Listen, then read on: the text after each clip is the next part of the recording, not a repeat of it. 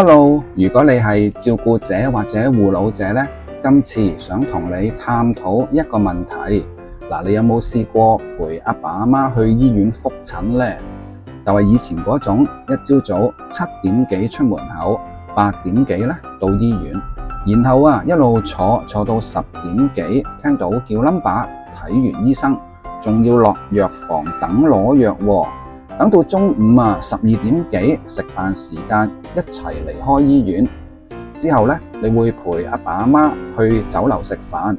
上到酒樓呢，再等位，食完飯都已經係晏晝2、3點啦。返到屋企呢，就係咁覺得一日就冇咗啦。除咗自己攰其實兩個老人家同你一樣咁攰，但係大家呢都會覺得喂，冇辦法去公立醫院覆診係咁噶啦。我想話你知呢，今時呢唔同往日，而家係有辦法嘅。呢個辦法呢就係用 HA Go。首先呢，我想講一個好多人忽略嘅現實。香港65歲以上嘅長者呢，差唔多有140萬，佢哋係醫院服務最主要嘅使用者。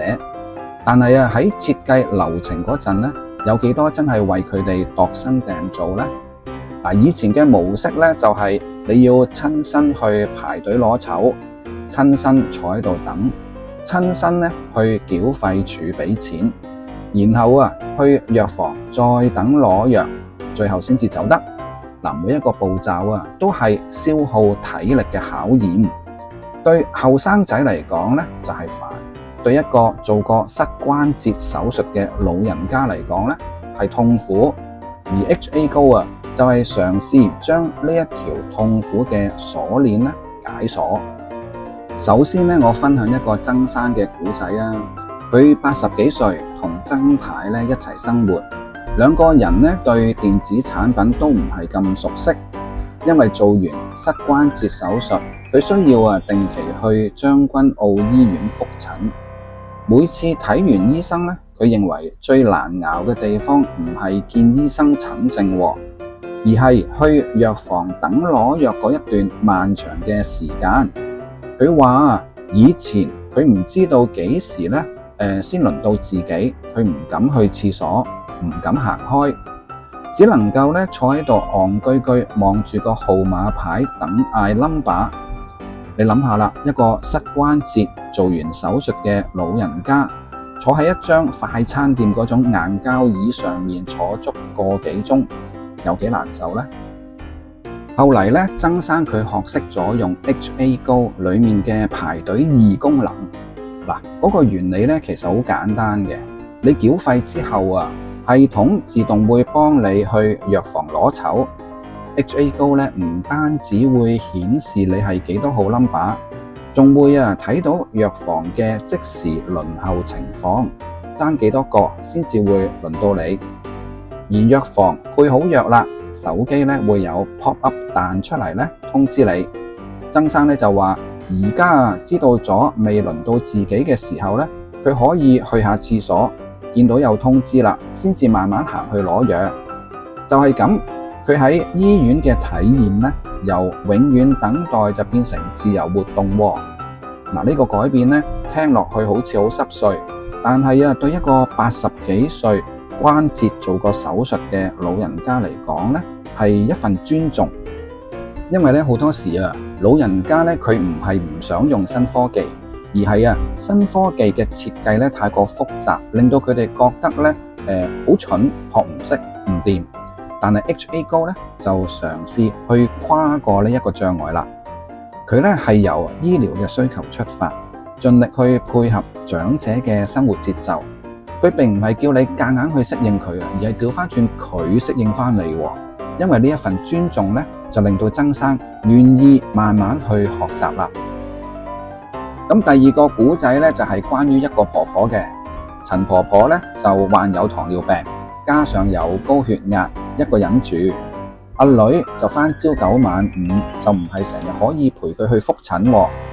婆婆最大嘅問題並唔係病而係佢冇記性，成日都唔記得帶文件，成日會唔見咗啲覆診紙嘅。醫生講過嘅嘢返到屋企佢就唔記得㗎啦。阿女每次問醫生話你嘅血糖係點啊，婆婆嘅答案呢通常都係正常啩。HA 高嘅照顧者模式呢，就幫到佢哋解決呢個問題喎。阿女呢就登記咗成為婆婆嘅照顧者之後啊，佢有幾樣嘢可以處理到。第一，佢可以咧用自己嘅手機睇到婆婆過去2年嘅驗血報告同埋化驗記錄。第二，可以直接幫婆婆確認預約嘅時間或者更改。第三，佢可以咧用 PayHA 喺 office幫婆婆咧俾診金。咁婆婆咧就喺醫院嘅時候唔需要排隊俾錢啦。睇完醫生之後咧，阿女咧就可以幫婆婆揀藥物送遞服務，藥物咧會直接送到去屋企。婆婆睇完醫生就可以輕輕鬆鬆返屋企休息，唔使咧落藥房嗰度等餐死啦。阿女咧就話試過有一次咧，佢同婆婆都有啲感動嘅。咁嗰一次咧就係喺公司佢見到阿媽嘅膽固醇目數咧就升咗喎。咁佢就打電話問阿媽啦，喂，你最近食咗啲咩啊？醫生個報告出咗啊，你個膽固醇咧高咗好多。咁婆婆咧就停一停，跟住答：你又知嘅？你唔係喺公司開工嘅咩？咁阿女咧就笑笑口講：喂，我用手機睇到啊，阿媽。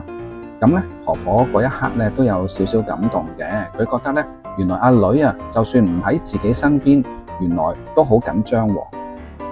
最後咧，我就想講下黃伯嘅故仔。佢78歲，有領取長者生活津貼，咁身體咧都算 OK 嘅，只係間中咧有傷風感冒要睇下醫生。咁佢嘅問題咧就係每次打電話預約門診嘅時候咧都要等好耐，揸住個電話都揸到手軟。咁好多時嗰個電話嘅語音咧都會叫佢請按1。請按2，對唔住，今日名額已滿。咁黃伯咧，佢因為反應慢成日咧都約唔到。佢試過咧自己親身去診所嗰度排隊等嗌 number， 但係有時咧因為人太多，咁輪唔到咯。有時咧佢自己又突然間覺得唔舒服喎，咁到最後佢都係算啦，咁嘥咗半日啦。咁後嚟咧，佢就透過 HA Go加入家庭醫學門診優先群組試行計劃，系統咧就識別到佢係75歲以上長者生活津貼嘅受惠人，咁 HA Go 咧就自動為佢預留優先名額。仲有一個功能咧，就係佢經常去嗰間診所名額滿咗嘅時候咧，HA Go會自動幫佢搜尋附近其他診所嘅餘額。咁係24小時更新㗎。黃伯咧就第一次用係凌晨嘅1點，佢嗰晚咧失眠拎起部手機睇兩睇，咁佢發現咧第二朝早有個取消咗嘅名額喎。咁就係咁，佢喺個被竇裏面咧就成功預約啦。佢話咧以前打電話係被動等運到，咁而家用手機 HA Go 咧就多咗少少主動，可以靠自己。嗱，呢句說話咧就令我覺得門診預約嘅競爭咧雖然仍然係好激烈但係咧都多咗一啲機會，係佢自己都搞得掂嘅滿足感。咁所以咧，我想喺最後同大家分享一啲觀點。我哋成日咧都以為長者唔學新科技係因為佢哋抗拒、嫌麻煩、固執。但係如果咧你細心啲聽佢哋講咧，你就會發現佢哋咧唔係話唔想學而係咧佢哋係抗拒嗰種簡單變複雜嘅科技。曾生咧學 HA Go 係因為可以去到廁所啦。陳婆婆個女咧學 HA Go 係因為可以安心返工啦。黃伯用 HA Go 咧係因為半夜3更喺被竇都約到醫生喎。無論係乜嘢原因都好實際、好貼地、好體貼到佢哋嘅生活需要。如果你身邊咧有長者，我咧就有一個少少嘅建議，嗱，唔好同佢哋講 HA Go 有幾好，有幾咁方便，咁渣㗎你，快啲去學啦！